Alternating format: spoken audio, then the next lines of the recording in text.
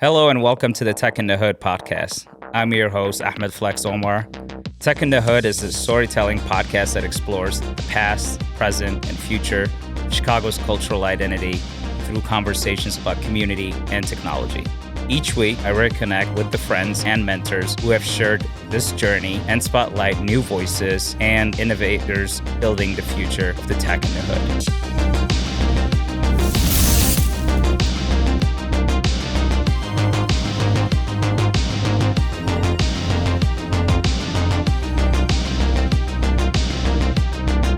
Welcome back to Tech in the Hood, the show that brings you all things art, business, culture, and of course, technology.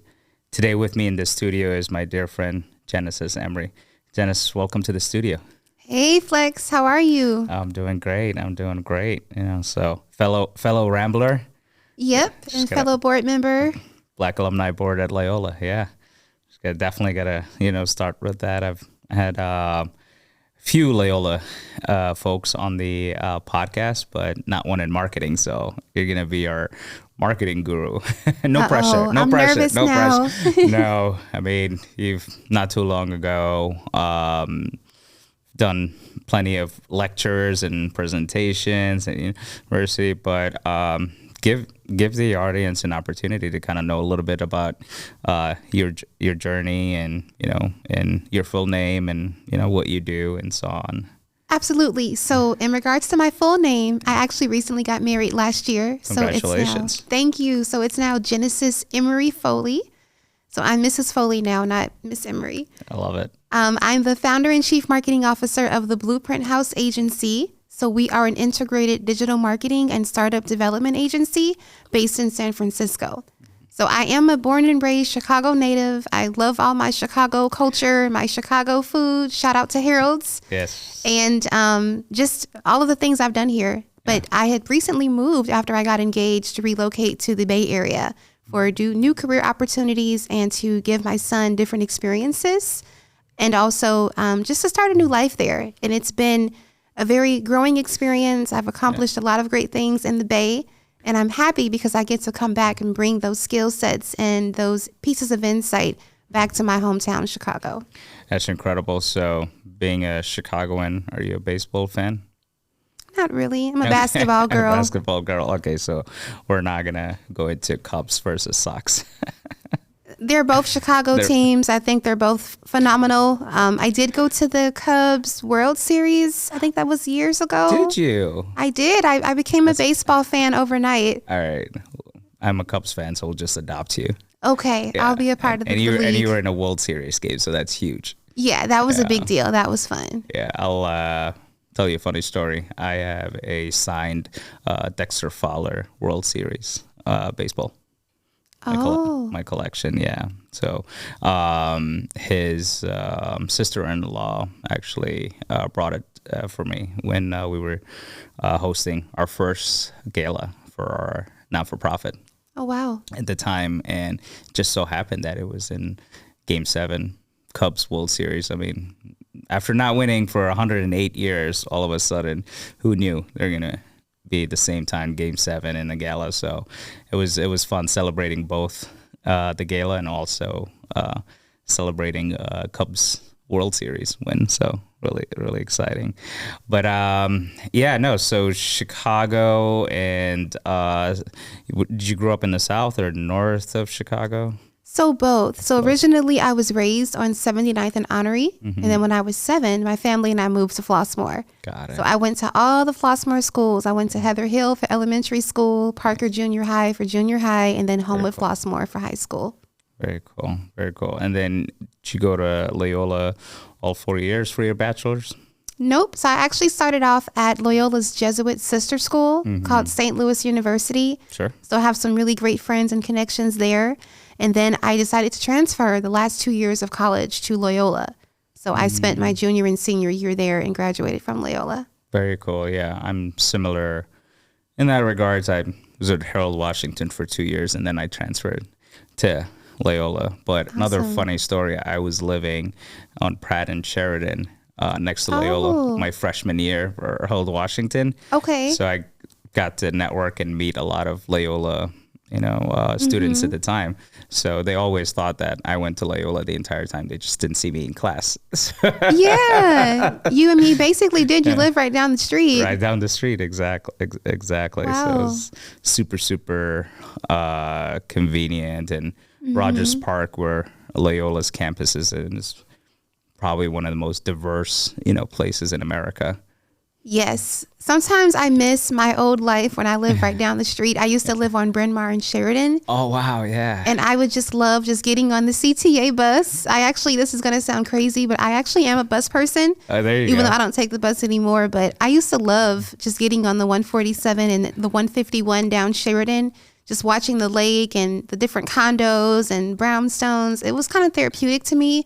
And sure. I love those rides down Lakeshore Drive. Yeah. Like, I'm not a CTA trained person at all for too many reasons I won't share today. Right, but I am a bus girl. So Okay. I would just sit there and people watch and just take it all in. Same. I love it. I mean, I still take the CTA and just love listening to podcasts and just, seeing, different human beings and, and then also you get to really see, the city through that experience, So I haven't had anyone that works at the CTA, yet, but our treasurer for the Black Alumni Board, Jay Yancey, I believe he works for the CTA or used to work for the CTA, so maybe he can be on the show next. But big transition moving to the Bay Area. Yes. Congratulations. Well, first of all, congratulations on, getting married. That's amazing. Thank you. Yeah. Thank you. And then, so how has the change, been for you in the Bay Area? I think it's been a wonderful change. I've just done so many remarkable things, and my career has really skyrocketed since the move. Sure. Nonetheless, it's also opened up a lot of other doors and pathways for me in Chicago. So I get invited for opportunities here all the time to guest lecture, speak on a panel, be a part of different events. I still have clients here in Chicago. So it's nice when I come here, but I just feel like when I am here, I get to bring additional valuable insight and takeaways with me from things I've learned while living in the Bay over the past couple years professionally. So most recently, I worked at a large global management consulting company based in Redwood City as their senior marketing manager. So we've had, clients from all over the world that are global corporations. My agency expanded significantly. I was also able to start getting other clients globally as well since living in the Bay. My son, as you know, his name is Noah. He's 8 years old, going on 18 and a half, and he has special needs. So he has autism and Rubinstein-Taybi syndrome, and he has just grown and thrived significantly since we've moved there. He is talking now. He's saying all kind of phrases. He's actually telling me no. I'm like, when you start saying no, but he's just doing really, really well. So that makes me happy. He's got a huge community of supporters there. My husband's also doing very well with his career. He's a district manager for a top security company. And I just really love it. And it's peaceful. I do miss the city as far as Chicago, like the hustle and bustle of being in that grinding city where we're all, just trying to make it and doing amazing things. And we're community builders and leaders of influence. Right. But being in the suburban area of the Bay, it's calming. There's not really any distractions. I just grind it out in my home office and work. And I love it. The key thing is you said Noah's thriving. And Noah's thriving. And it's just opened up so many doors for me professionally. And I travel often. So usually once a month I'll go to LA or San Diego or Vegas or whatever I want to do. So I get to kind of have another larger city to go to if I want to work for a few days or just to have some relaxation. But it's been phenomenal for me. Absolutely. So I've had a number of founders on the podcast, and I'm always, curious. What's your founder story?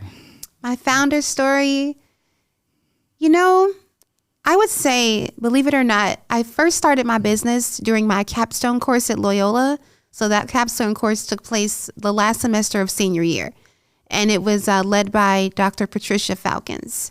So she encouraged us to either build a portfolio or we could start a business if we wanted, or just kind of create a game plan for what the process was going to be and our strategy post-graduation. So most students built out a portfolio or project, but me being an innovator and having an entrepreneurial mindset, since I come from a family of entrepreneurs, both of my parents own their own successful businesses, I took the pathway of starting my own company. So I built this company focused on spokesmodeling and hosting beauty and fashion and lifestyle events. So literally, she loved the capstone presentation. The other students did too. And I broke into the world of modeling. So I started spokesmodeling for different companies in skincare, beauty, makeup artistry, health and wellness brands. I then became a brand ambassador for many of the world's billion-dollar brands. I started being invited to speak and MC events, like the makeup show that I would go to as a media correspondent, different fashion events in Chicago. I would also go to events as a contributing media correspondent, just to cover as a red carpet host and do a write-up. Then I started getting into blogging and product reviews, and I enjoyed it. And that worked out for a few years. And then when I became a mom, to be honest, my passion and my desires changed in terms of what I wanted to contribute to the world. And I wanted to think of what I can do long term that will allow me to still create a sense of authority in a space that can last for decades and decades to come. And what can I do to help other people and make a meaningful impact? And I just felt that the work that I did in my early 20s before I had my son, it worked for that particular season. Because for me, I'm very faithful. I believe there is a season and reason for everything. And there are times for things and people for certain things. So once that season was up, it was time for me to pivot.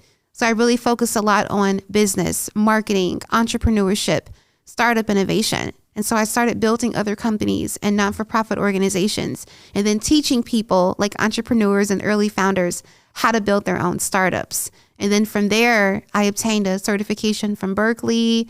I worked with a lot of startup founders, from tech to real estate to lifestyle to mobile applications. And I just skyrocketed from there, building my own agency because there was demand for my services, and then also teaching other people how to be billion-dollar entrepreneurs and create successful startups. That's the story. That's really cool. And where does the name come from? So I focus on giving my clients the blueprint. So I think a lot of times when you work with a marketing agency or startup development firm, they give you a few tools and methodologies and maybe a little bit about the process, but they actually don't give you the full foundation because they want you to keep coming back. So as an example, Loyola is one of my clients. I work with the Center of Black Student Excellence. I built a marketing plan for them. And my marketing plans, I don't just give you a few pages of what needs to happen as far as the actual executionable plan and strategy. I give you a step-by-step blueprint of all the things you need to do over the next 12 months so you can execute upon those activities. Otherwise, I've done you a disservice by just taking your money and sharing my insight and expecting you to go out there and figure out how to do the work. So most of the time, clients will still want me to do the work for them, but at least they understand and have a foundation of how this works, why it's important, who we're reaching, what kind of KPIs we're targeting, what the data should look like, what kind of tools we're going to use, what's our tech stack, all the different things that they'd want to know anyway. Those are things I provide, and I help clients from start to finish. I have some clients that have been in business now for over 20 years that come to me for expertise and advice. I have some that are brand new.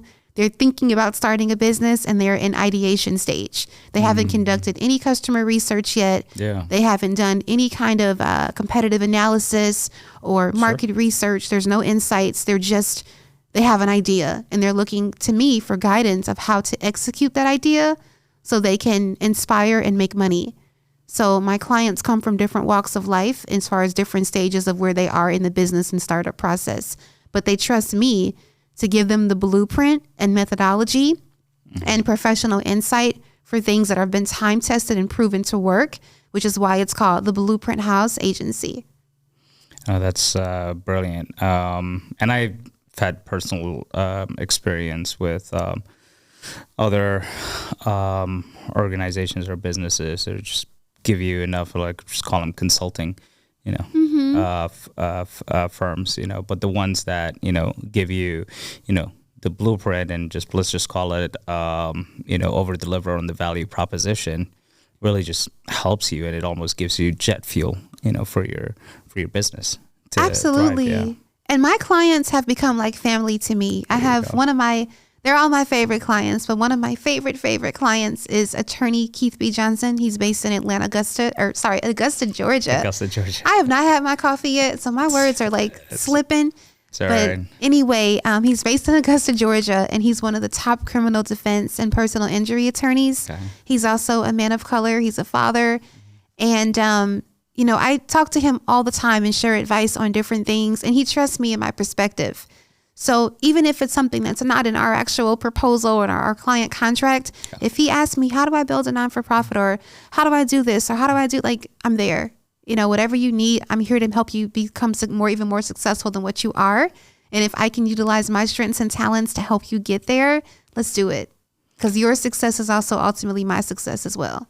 Yeah, no, absolutely. So going off of that, what challenges do you normally see founders and startups, what challenges do they deal with early on? So there are a lot, but one that I will mention in particular is budget. Many startup founders, new entrepreneurs, small business owners don't have a marketing budget. And the other complex problem is that many of them don't understand the importance of marketing and what they need to do. So when you think about marketing, as you saw at my NASDAQ Entrepreneurial Center webinar the other day, marketing involves a conversion funnel, right? There's a digital strategy. There's different channels that we use in our channel mix. It's not just about we're going to focus on one thing like social media, or we're only going to focus primarily on email for Q1, or we're going to only focus on driving website traffic. There's different things we have to do in order to move our prospective customers or otherwise leads down the funnel and nurture them as we build those relationships with them and they trust us. So when it comes to marketing, I think the problem is that as an early stage founder or new entrepreneur, you're just trying to get the product out there. You're trying to get the service out there. Yeah. You want people to listen to you and to trust you and buy from you, but you don't know how to do it and you don't know the steps because you're not a marketer. And that's okay. But if you don't have a budget to bring on an expert or someone that's experienced that has the talent to execute upon what those objectives are, you're going to always struggle because it's not your bread and butter or where your expertise lies. And marketing is not cheap. There's obviously a budget that's required for something like that. And the world is also ever changing. Yeah. Back in the day, we had traditional marketing. Put up a billboard, we had word of mouth, some TV ads, broadcasting, things like that. Now, everything is very tech focused and digitized, where you will need to know how to understand the holistic journey of marketing. And if you're someone that's as an example, in your late stage of your career, you don't know about digital technology and things like social media optimization and SEO and keyword analysis and how to use Google Analytics, you won't even know where to begin. Mm-hmm. So that's one thing. There's a learning curve and a budget challenge. I think also too, a lot of founders are in a rush to drive results and move the needle immediately. So they're focused on moving quickly as opposed to the process. Marketing, for me, this is my analogy that I always use. Marketing is like dating. If I meet you for the first time, I'm not ready to say I do just yet. I'm not ready to take on your ring. I'm not ready to take on your last name, even if it's hyphenated. And I'm not ready to, go to the next base or whatever. I need to get a chance to get to know who you are and build a relationship with you and a rapport, and see if you're someone that I can even trust to continue on in that relationship as we are growing and learning about each other. Marketing works the same way. When you have a lead at the awareness stage, they're just now starting to interact with your brand. They're learning about your product or service, and they're trying to understand if what you offer is the right fit that's going to best suit their needs. It's your job as a marketer, it's your job as also a founder to determine how to uncover that. And you can do that by literally analyzing your audience to find out what their interests are, where they live, what channels that they're on, what their social demographic looks like, what their complex pain points are. Those are things we're trying to uncover so we can best understand what kind of messages to put out there, how to communicate with them, and what we can add that's going to be value-based and beneficial to their needs based on where they are in the funnel. And if you don't understand that, again, you're going to have a hard time connecting with your audience and getting your product or service in front of the right people and getting them to come back. You can sell something, but relationships are not transactional.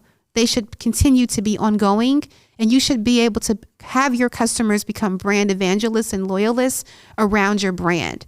So that's your job. But again, many founders don't think like that. They're thinking about almost like they're selling drugs. I need to move some weight. I need to move some weight. We're not moving weight, babe. We're just trying to put a message out there and build a relationship.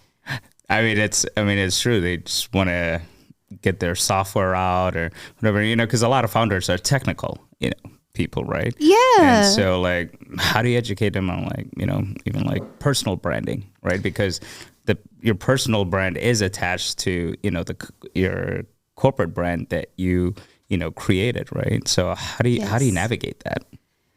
I believe that your personal brand really starts with you. It's funny. Did you see my LinkedIn this morning or something? Because you're pulling these questions from somewhere.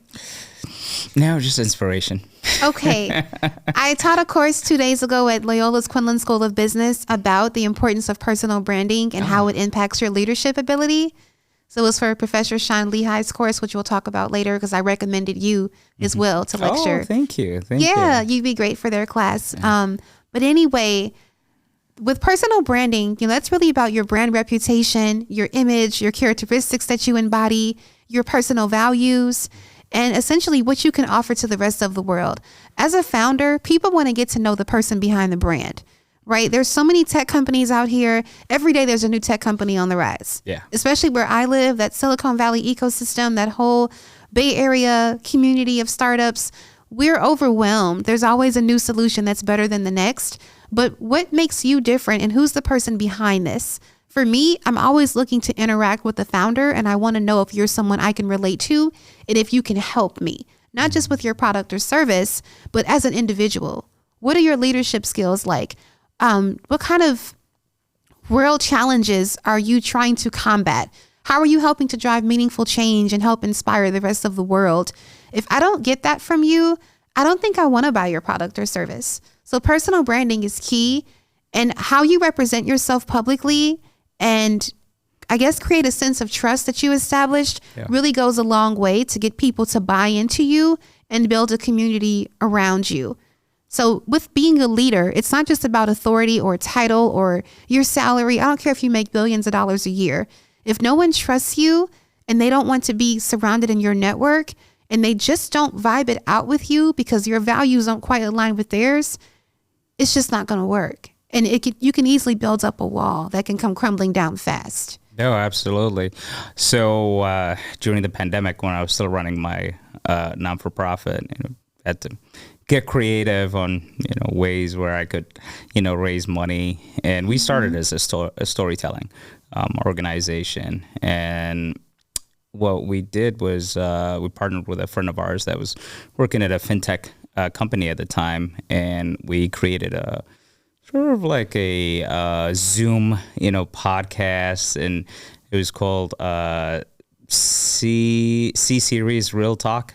So from the boardroom to your bedroom, because a lot of people were working from their bedrooms at the time, and so pitched some friends that are CEOs. I'm like, hey, people want to hear from you, and so on. So, and when we did our interview with a friend of ours who's a CEO of a logistics company, he reached out a couple of weeks later and he said, hey, I've just hired 2 new managers.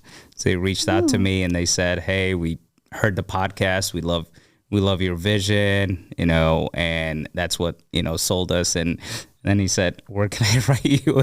Can I send you a check? I'm like, and it was just there. And so that's going back to what you were saying about relationships should not be transactional, right? You should not just be focused at like, okay, I got to make a sale. And so for a non-for-profit, it's like, I got to get that donation, right? So the non-for-profit keeps running. And so that was one way we utilized, storytelling, So I'm sure that's something that you do quite a bit, in your work when you're working with startups and founders, because you got to get the, story, out there. Yeah, I usually conduct a storytelling interview with my clients because I want to learn about you, where you come from, your family, what your kids like to do, what kind of activities you're engaged in, and what your startup founder story is. So people can resonate with you because they really want to know who the person is behind the brand. What is it that's fun about you? What can you articulate in your message that shares that you've had a testimony or a struggle? For me, people ask about my founder story all the time, and I'm honest. I've had challenges along the way. I've made a lot of money. I've lost a lot of money. I've had moments, especially managing and trying to, quote unquote, balance or navigate my career as a full-time mom and a special needs parent and an entrepreneur and an agency founder and CMO and a startup accelerator and a lecturer. All these different titles and hats I wear. Some days are really, really, really overwhelming for me, where I'm like, I just want to close my eyes. I think on Tuesday, I got literally 2 hours of sleep. And I told myself on the way to the airport, going to SFO to come out to O'Hare, I was like, I got to stop doing this. I know I work really hard, but I'm trying to be here and live life so I can continue to do the things that I enjoy and help other people. I need to start prioritizing my rest and shutting this stuff down at a certain time, because I just can't keep on staying up late. I know some people say entrepreneurs don't sleep and we never rest. That is, can I curse on your podcast? You can do whatever you want. Okay. That is bull to the shit. You need to get some rest.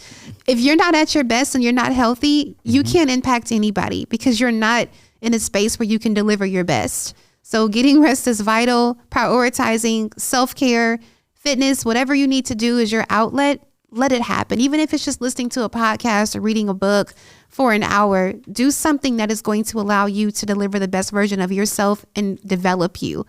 So I'm still learning that myself, but I am really trying my best to prioritize more on my health.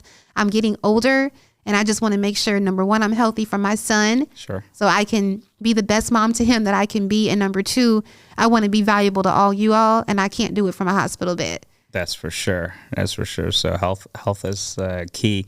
Now, being a mompreneur for a while now, what advice do you have, for other mothers and, women business owners?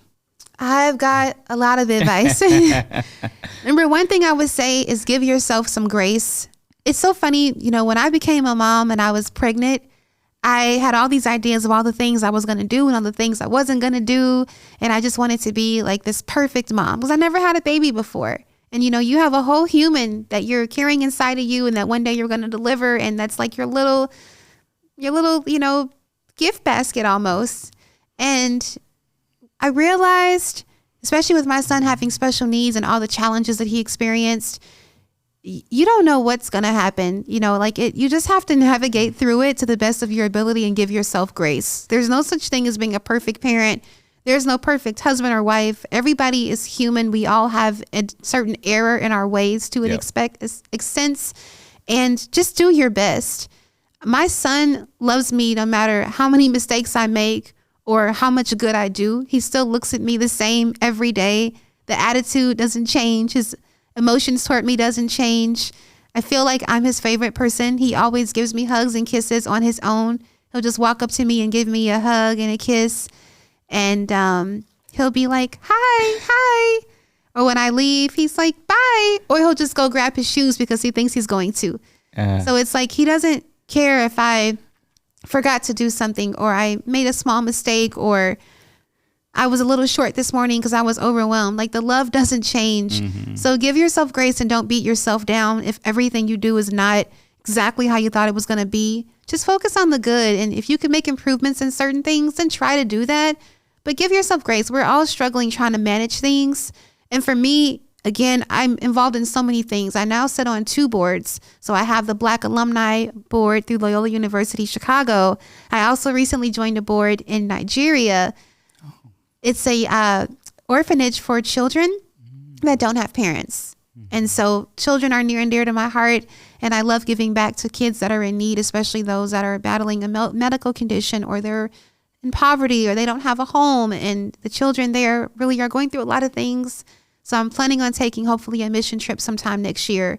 But sitting on those boards, managing all my clients, the speaking engagements that I have, doing the client work, building my agency, and then still focusing on my own personal growth and development, plus motherhood, and all the things that go on with me being a special needs mom, like my son's G-tube feedings, all the therapy visits that he has, all the doctor's appointments, all the other things that go on into special needs things, which I won't get into detail, but all the nitty gritty stuff I have to do behind the scenes, plus trying to be somebody's wife. It's a lot. So sometimes I'm like, you know what? I worked really hard this week. I'm going to take my Sunday and I'm going to watch my favorite shows on Netflix. I'm going to get me something good to eat. I ain't cooking. I'm going to order something from DoorDash and get something to eat that I want to eat. I'm going to work out when I feel like working out, and I'm going to enjoy my day. And I just do it. Absolutely. I mean, that hustle hard, don't sleep. A lot of that is, toxic. Talk. It's different if you're, a guy and you don't have any other responsibilities, and you can devote, your time just to work, and you can put in 80, 100 hours, and that's not how it's meant to be. But talking about earlier regarding where we are with, marketing and the work, that you do, technology has played a big role in marketing, right? And you said you do SEO and a number of things, so talking about data, so how has, data analytics changed, marketing? I would say we have more tools that are advanced in today's modern tech age, where it makes it easier to be able to aggregate data and also analyze it to determine how you can make the most informed marketing decisions in your process. So as an example, when you're running a marketing campaign, you're looking at reach, impressions, conversions, revenue, how people are responding to your campaign, what channels that they're finding the information on, and essentially whether or not what you're doing is working. So you have an opportunity to go back and optimize your performance so you can make those improvements if necessary. So I think we're going to continue to see more tools in the future of ways to do that faster and quicker and stronger, and just ways to improve our overall process, because it takes time to put together that information and then also have someone to come in as almost like a data architect to review all of that, prepare a presentation and stats. So for me, I like to do things that are efficiently when it comes to data, so I have the information that I need and I can quickly decide what I need to do moving forward. And I think that's going to continue to evolve over time. I think that a lot of the platforms that we use, such as social media, those are going to become more advanced as well, where we'll be able to see through AI what to do, but we don't even have to think about it. It will just say, your numbers are low this week on LinkedIn. Your post didn't receive many impressions. You just had a lower engagement rate. You didn't have any conversions. Here's why. Here's what you should do moving forward. And then they'll just do it for you. That's what I would like to see. So you're not afraid of AI? I'm not afraid of AI because I feel like there's still going to be a need for that human approach and human skill set. So as an example, you can use ChatGPT, but some of the regenerative messages that you get from ChatGPT don't always make sense. So you need to decipher what you want to use and what is not the best option for you, depending upon what you're trying to do. You can use ChatGPT to develop a social media caption. You can work on a business plan. You can build a marketing plan. But if you don't know how to execute the work from the marketing plan, how effective is it moving forward for the next step of the game plan? It's more so for me, ChatGPT is more of like a foundational groundwork of some steps that you can take, and it gives you insight from that robotic perspective. But you need to be able to know how to put the prompts in and what to do moving forward after you receive that information. No, absolutely. I mean, I always tell people that AI is the co-pilot and you're the pilot. At the end of the day, it's your name on that piece of paper that's going out to the client, right? And it's not going to say ChatGPT, signed ChatGPT. So, but it's evolving, very quickly. When the news came out in early in January 2023, were you a little nervous about what was with all the noise about AI and ChatGPT? I'm going to say not so much, just because with the type of marketing that I do, I really focus a lot on growth marketing. I would also consider myself as a marketing generalist. So I know how to do everything from SEO to building multi-channel campaigns to corporate communication strategies to PR. So I don't feel like I'll be in a situation where my clients won't need me. Right. And with the clients that I work with, I don't even believe that they trust it enough to want to replace me with something like that. If anything, I utilize AI as an additional tool that I have in my armory to help me continue to create great quality, effective work that impacts and that drive results. But I don't think it's a situation where it can replace someone that's a thought leader, right, that has an influence and a community and that really knows what they're doing when it comes to how to really build and grow a startup from ground A and how to help someone in that process of growth marketing. It's like night and day. Yeah, I mean, it's a brilliant assistant. It's just not going to help you maintain those relationships, right? With clients, with the community, and so on. So, I'm excited to see what all the new developments that are, coming out. But if people do not learn about AI and they do not learn about how to use ChatGPT and prompt engineering and all this, other stuff, somebody with the knowledge of AI is going to replace, that person because they have that augmented, robotic, platform now. So it almost gives you, superpowers. Absolutely. I actually released an article on LinkedIn not long ago about AI and digital marketing. If anyone wants to check it out, I usually try to share a LinkedIn article once a month regarding different topics in technology and digital marketing. Oh, that's awesome. We'll make sure to share that as well when we're sharing the episode. And then you mentioned writing, articles. So why is that important for business owners to do that? Well, I don't think everyone has to do that. It really kind of depends on what kind of thought leader you want to be and who you are in the industry and your voice. If you're someone wanting to amplify your thought leadership presence and build a sense of trust among your audience, if it makes sense for your industry, then write some LinkedIn articles, share some blogs. You definitely want to have trustworthy content that you share with the rest of the world that will continue to expand your brand presence. And again, establish that sense of trust because you're sharing inside information that people can come to and they can see that you're someone that's consistent in sharing it. But it, again, depends on your role and what your assignment is. So for me, being a marketer, being a startup accelerator, an entrepreneur, I share articles around topics like that. So on my website, I have blogs. I have also published articles on LinkedIn. I've had contributing writing pieces over the years as well. Those are things I usually talk about. But again, the whole goal is really to share a sense of credibility, build a brand authority, and improve your thought leadership presence. So if those are goals that you have, that's a part of your overall content development strategy. You can also share your insight on social media as well. You can have live Q&A discussions. You can have a wonderful podcast production like you have for Tech in the Hood.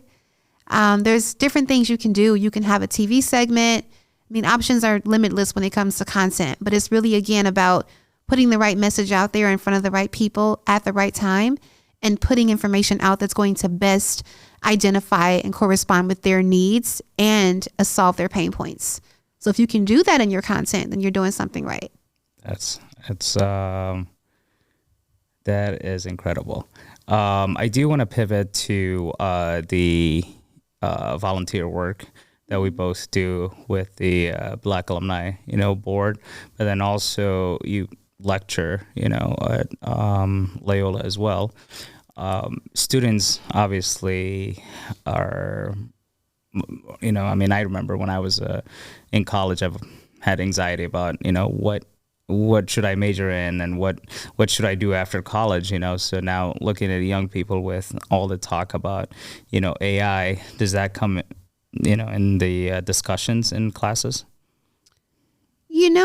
I haven't had a lot of discussions surrounding AI. I think we talked about it a little bit in one of the lectures that I hosted for data-driven marketing. Mm-hmm. And we did talk about it another lecture regarding navigating new age marketing. And those are both for Dr. Professor Akon Ekpo's courses. She teaches marketing in the Quinlan School of Business. But I like to give my students a holistic approach. I don't want my students to solely rely on that as they build their careers. However, I also mentor 3 students right now at Quinlan School of Business. They're all sophomores, and I'm teaching them how to create pathways in their careers and prepare, because there are a lot of jobs being replaced by AI, especially writing jobs and jobs that require like that programmatic execution.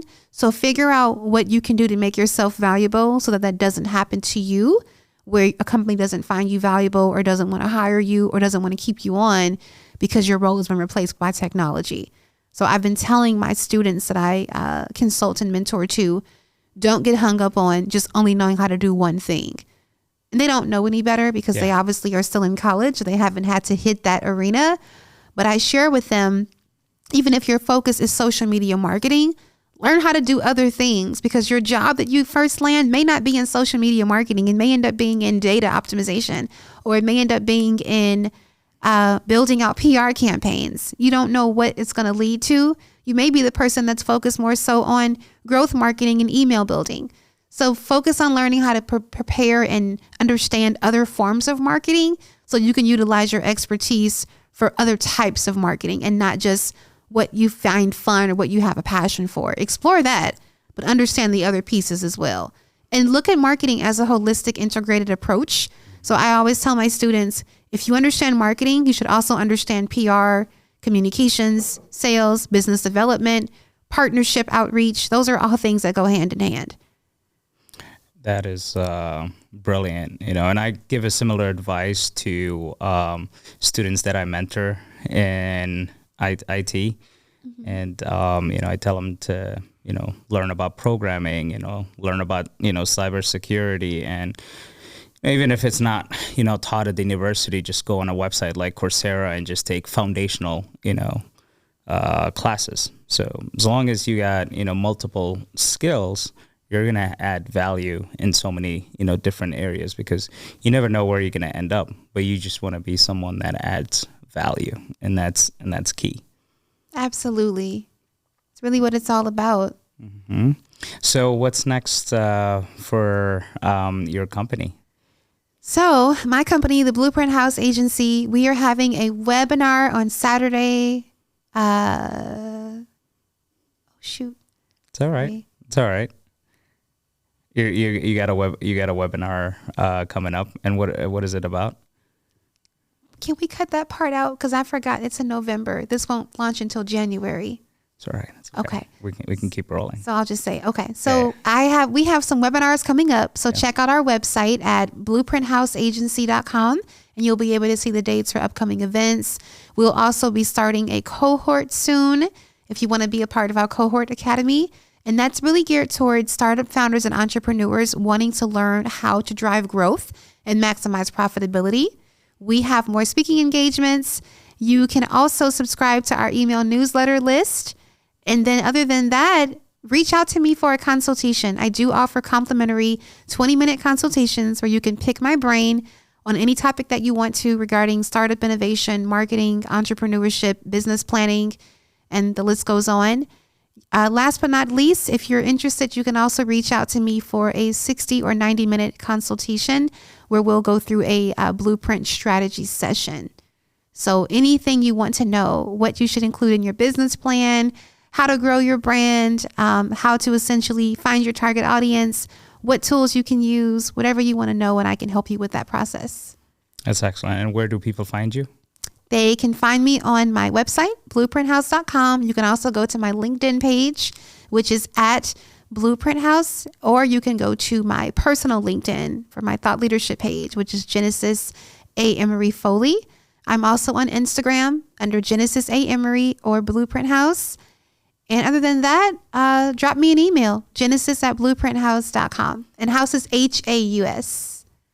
H-A-U-S. Yes. Okay, that's good. That's good to note. And we'll put it in the description, so folks have that direct link. But Genesis, this was really incredible, and I'm so grateful for you coming to the studio and sharing, all your, insights, and excited for all the opportunities that are coming your way, and just congratulations on all your success.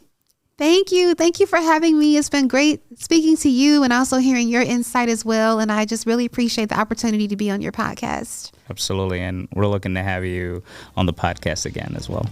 Oh, thank you. I feel special. Thank you so much. Thank you. You really are a Chicago gem. So you keep doing the amazing things that you're doing. I appreciate you. Thank you.